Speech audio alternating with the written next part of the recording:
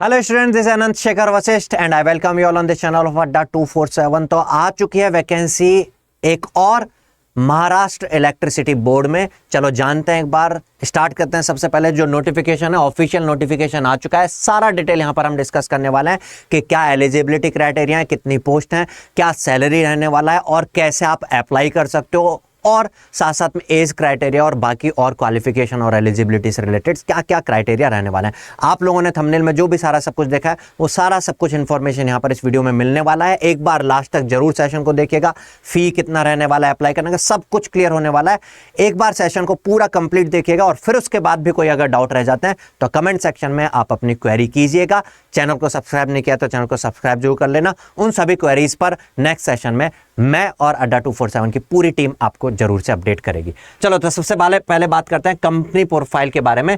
Maharashtra state electricity transmission company ये है। जैसे इलेक्ट्रिसिटी बोर्ड होता है डिफरेंट स्टेट्स का, वही यहाँ पर महाराष्ट्र का है। बाकी और कंपनी प्रोफाइल के बारे में क्यों ज़्यादा जानना, बस गवर्नमेंट सेक्टर में प्योर गवर्नमेंट जॉब आपको मिलने वाली है। कंपनी प्रोफाइल से अच्छा है कि अपनी प्रोफाइल को थोड़ा सा बढ़ा लें, अपने प्रोफाइल को एक गवर्नमेंट एम्प्लॉय में लेकर के आ जाएं। तो यहाँ पर अगर हम वैकेंसी की बात करें, कितने लोगों को यहाँ पर चांस मिलने वाला है अपनी प्रोफाइल को अपडेट करने वाला, तो यहाँ पर टोटल नंबर ऑफ वैकेंसी जो है, सबसे पहले तो यहाँ पर असिस्टेंट इंजीनियर की वैकेंसी है, एई की वैकेंसी है, मतलब अच्छा खासा आप समझ सकते हो है। और यहाँ 390 वैकेंसीज हैं इलेक्ट्रिकल इंजीनियरिंग के स्टूडेंट्स के लिए। ट्रांसमिशन का मतलब मुझे तो यही समझ में आता है, बाकी एलिजिबिलिटी क्राइटेरिया में और देख लेंगे।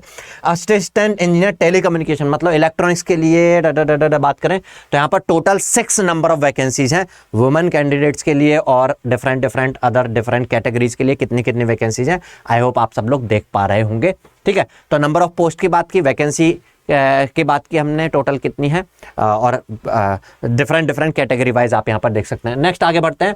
पे स्केल जो रहने वाला है, यहाँ पर पे स्केल रहने वाला है 49,210 टू इतना। अब ये पे स्केल जिन लोगों को नहीं समझ में आता है, सीधे साफ मेंशन है, approximately monthly gross employment shall be 84,407, मतलब 85,000 के आसपास यहाँ पर रहने वाला है विदाउट ऑफिस अकोमोडेशन। और अगर आप ऑफिस अकोमोडेशन वगैरह लेते हैं तो यहाँ पर ये भी मेंशन है अकॉर्डिंग टू अवेलेबिलिटी आपको जो है यहाँ पर कैंडिडेट को जो है क्वार्टर जो है यहाँ पर मिल जाते हैं। ठीक है, चलिए नेक्स्ट अगर हम बात करते हैं क्वालिफिकेशन, तो असिस्टेंट इंजीनियर की क्वालिफिकेशन तो सीधे कॉमन सेंस वाली बात भी है। बैचलर्स की मींस डिप्लोमा वाले यहाँ पर एलिजिबल नहीं है इन वैकेंसीज के लिए। Bachelors degree in electrical engineering, जैसा मैं बोल रहा था ट्रांसमिशन के लिए, एंड टेलीकम्युनिकेशन के लिए bachelors degree in electronics and telecommunication. अगर इलेक्ट्रॉनिक्स एंड टेलीकम्युनिकेशन लिखा हुआ है मींस ईसी वाले भी एलिजिबल होंगे यहाँ पर इन वैकेंसीज के लिए। ठीक है, degree should be from university और इंस्टीट्यूट ऑफ इंडिया एस्टेब्लिश्ड, और जो भी AICTE अप्रूव्ड होना चाहिए। और ये क्वालिफिकेशन जो है, जो यहाँ पर फाइनल ईयर में अभी अपीयरिंग है, वो लोग एलिजिबल नहीं होंगे। 24 अक्टूबर तक जो है आपकी क्वालिफिकेशन यहाँ पर होनी चाहिए। 24 अक्टूबर तक जो अभी फाइनल ईयर का एग्जाम दे करके भी चुके थे उनका भी रिजल्ट आ चुका होना चाहिए। किसी की बैक वैक आई हो, कितनी भी बैक आई हो, लेकिन 24 अक्टूबर तक क्लियर होना चाहिए, चाहे ईयर बैक हो या सब्जेक्ट्स की बैक हो। 24 अक्टूबर तक यहाँ पर आपके पास जो है डिग्री होनी चाहिए। ठीक है, यहाँ पर ऐसा कुछ मेंशन नहीं है कि डिग्री के लिए कितना है मिनिमम कि 60% होना चाहिए जनरल कैंडिडेट के लिए, ऐसा कुछ होना चाहिए। क्वालिफिकेशन का टैब यहीं पर हो जाता है ख़त्म, इसमें ऐसा कुछ मेंशन नहीं है। तो यहाँ पर मुझे लगता है कि place in merit list as per the marks obtain in written, मतलब रिटर्न टेस्ट के हिसाब से यहाँ पर सब कुछ होना चाहिए। बस अबव क्वालिफिकेशन जो है 24 अक्टूबर से पहले होनी चाहिए। नेक्स्ट आगे बढ़ते हैं। यहाँ पर एज लिमिट की हम बात करें तो अच्छा खासा यहाँ पर आपको आउटसाइडर कैंडिडेट्स के लिए age limit for outsider candidate 38 years for open candidates, upper age limit for reserved category including EWS ऑफनेस और ये सब जो है 43 ईयर्स है। दिव्यांग जन के लिए रिलैक्सेशन वाला up to 45 years. Candidates applying sports quota के लिए रिलैक्सेबल है 43 ईयर्स तक, है ना। महाराष्ट्र शासन ये सारे जो है। अपर age limit for departmental candidates जो है वो 57 ईयर्स है, और डिपार्टमेंटल कैंडिडेट्स के लिए स्कूल लिविंग कैंडिडेट्स ये सब बात हुई यहाँ पर एज लिमिट। तो एज लिमिट से रिलेटेड मुझे लगता है किसी को भी इश्यू नहीं फील होने वाला है। यहाँ पर अच्छा खासा एज लिमिट दी गई है। यहाँ पर आगे और रिजर्वेशन से रिलेटेड और बताया गया। रिजर्वेशन जो है क्या है, candidates apply for the post should be domicile of Maharashtra, यहाँ पर स्टेट यहाँ पर मेंशन है। बाकी और जो भी है तो इसके बारे में और थोड़ा सा और बात करेंगे। मेथोडोलॉजी ऑफ सिलेक्शन की बात करें यहाँ पर रिटर्न टेस्ट होने वाला है यहाँ पर, है ना। जो सक्सेसफुली रजिस्टर करेंगे उनका रिटर्न टेस्ट होगा अकॉर्डिंग टू एलिजिबिलिटी। अगर वो फुलफिल कर रहे हैं अपनी क्वालिफाइंग की तो रिटर्न टेस्ट के लिए उनके पास कॉल लेटर आएगा। जो रिटर्न टेस्ट होगा वो ऑनलाइन टेस्ट होगा, ऑनलाइन टेस्ट होगा, ऑब्जेक्टिव टाइप क्वेश्चंस होंगे और ऐसा कुछ स्ट्रक्चर होगा। अगर यहाँ पर देखते हैं हम, जो प्रोफेशनल नॉलेज मतलब आपकी जो टेक्निकल सब्जेक्ट्स हैं, आप इलेक्ट्रिकल के स्टूडेंट्स हैं तो इलेक्ट्रिकल के सब्जेक्ट्स, कोर इलेक्ट्रिकल के सब्जेक्ट्स और कॉमन सब्जेक्ट जो इलेक्ट्रिकल इलेक्ट्रॉनिक्स के हैं वो, और इलेक्ट्रॉनिक्स के हैं तो इलेक्ट्रॉनिक्स एंड टेलीकम्युनिकेशन के जो कोर सब्जेक्ट्स हैं वो भी। 50 क्वेश्चन यहाँ पर मिल के आने वाले हैं 110 मार्क्स के। उसके बाद जो जनरल वाला पार्ट है उसमें रीजनिंग, क्वांट और मराठी लैंग्वेज यहाँ पर रहने वाली है। रीजनिंग का नंबर ऑफ क्वेश्चंस 40 हैं, क्वांट के 20 हैं और मराठी लैंग्वेज के 20 हैं। अगर मार्क्स वेटेज के हिसाब से बात करें तो टेक्निकल का मार्क्स वेटेज सबसे ज़्यादा है, 110 आउट ऑफ 150, तो अच्छा खासा टेक्निकल का वेटेज यहाँ पर रहने वाला है। टोटल ड्यूरेशन आपको यहाँ पर जो मिलेगा 120 मिनट्स में, और टोटल बात करें तो 150 क्वेश्चंस करने होंगे। मतलब क्वेश्चंस का लेवल अगर हम बात करें तो ऐसा होगा कि 1 मिनट से भी कम ड्यूरेशन में आपको खत्म करना है क्वेश्चन को पूरे तरीके से, ठीक है। तो क्वेश्चन बहुत ज़्यादा टफ लेवल के नहीं रहने वाले हैं। जो लोग भी प्रिपरेशन कर रहे थे उनके लिए पेपर ईजी होने वाला है। जो लोग प्रिपरेशन नहीं किए हैं स्टार्ट कर दो यार, स्टार्ट कर देना चाहिए आपको। नेक्स्ट बात करते हैं centre of online written test जो है। यहाँ पर आप सेंटर्स को देख रहे होंगे कि सारे के सारे महाराष्ट्र स्टेट के सेंटर्स नजर आ रहे हैं। बीच में आपने ध्यान दिया हो तो महाराष्ट्र डोमिसाइल ही इसके एलिजिबल हैं वो, और आगे हम और देख लेंगे, आगे स्पेशल मेंशन होगा। अगर तो एप्लीकेशन फ़ी की अगर हम बात करें तो असिस्टेंट इंजीनियर दोनों के लिए ओपन कैटेगरी के लिए 700 और रिजर्व कास्ट कैटेगरीज ईडब्ल्यूएस और ऑर्फन के लिए 350 यहाँ पर है। दिव्यांग जन के लिए यहाँ पर जो है कोई फीस यहाँ पर नहीं होगी, ठीक है। फिजिकली हैंडीकैप्ड लोगों के लिए कोई भी फीस यहाँ पर नहीं होगी। बाकी आपको इसके लिए सर्टिफिकेट वगैरह सारा सब कुछ साथ में देना होगा अप्लाई करते टाइम पर।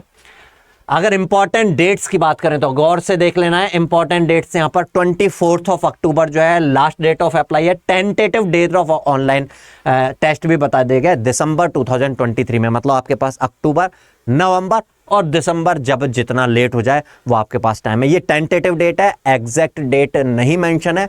कोई मुझसे ना पूछे कि सर डेट क्या होगी, मुझे सपने में आएगा जिस दिन, अगले दिन आके बता दूंगा मैं, ठीक है। बाकी तो वेबसाइट पर नोटिफिकेशन जैसे आएगा तब तो जरूर अगले दिन आकर के अपडेट करूंगा।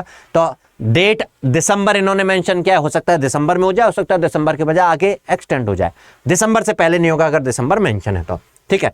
जनरल कंडीशंस जो हैं, जैसा बोल रहा था मैं बीच में, आपने ऑब्जर्व भी किया होगा, candidate must be domicile of Maharashtra. मतलब जो महाराष्ट्र के कैंडिडेट्स हैं वो एलिजिबल हैं। तो एक स्टेट के कैंडिडेट्स के लिए 390 + 6, मतलब मैं इलेक्ट्रिकल के लिए बात कर रहा हूँ तो 390, करीब 400 वैकेंसीज। बढ़िया अपॉर्चुनिटी है भाई, गोल्डन अपॉर्चुनिटी है। जो लोग भी तैयारी कर लेंगे ना वो क्लियर कर ले जाएंगे। कंपटीशन बहुत ज़्यादा लेवल का नहीं रहने वाला क्योंकि एक ही स्टेट के कैंडिडेट्स यहाँ पर एलिजिबल हैं। तो भाई मेरे महाराष्ट्र के साथियों, दोस्तों, बच्चों, छोटे भाइयों, बहनों, तैयार हो जाओ भाई, अपॉर्चुनिटी खोनी नहीं है।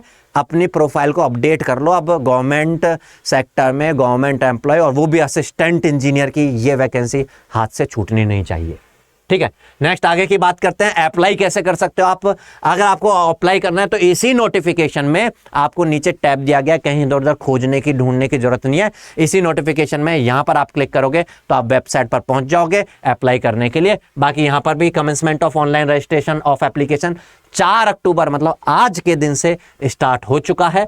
रजिस्ट्रेशन जो है 24 अक्टूबर को क्लोज हो जाएगा। एडिटिंग भी 24 अक्टूबर तक कर सकते हैं।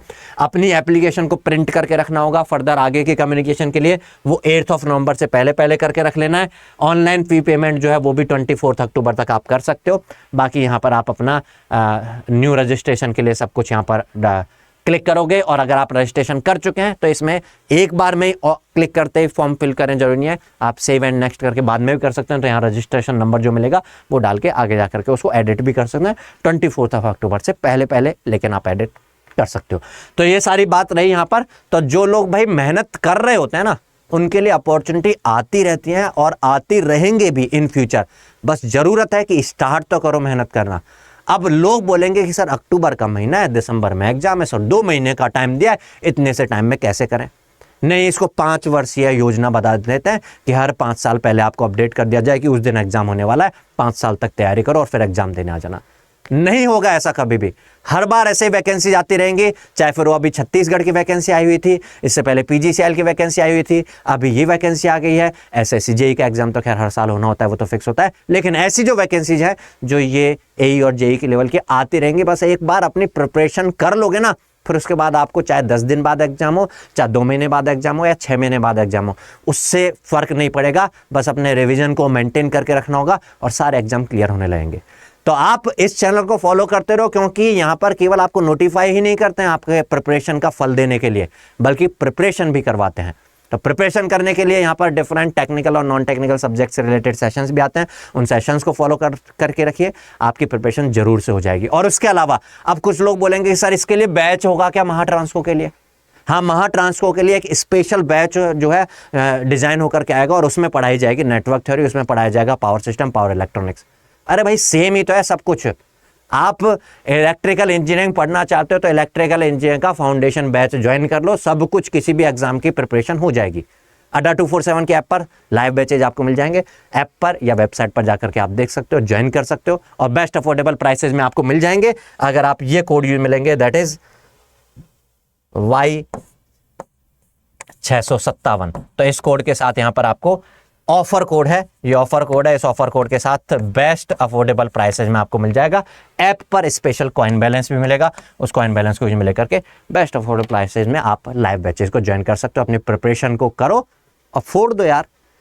बाकी लोग जो महाराष्ट्र डोमिसाइल नहीं है, आपके लिए भी अपॉर्चुनिटी है और अपॉर्चुनिटी आती रहेंगी, प्रिपरेशन करो तो सही एक बार। चलो मिलते हैं नेक्स्ट सेशन में। कोई भी क्वेरी, कोई क्वेश्चन रह जाए तो कमेंट सेक्शन में जरूर से पूछेगा। तब तक के लिए goodbye, take care, all the best.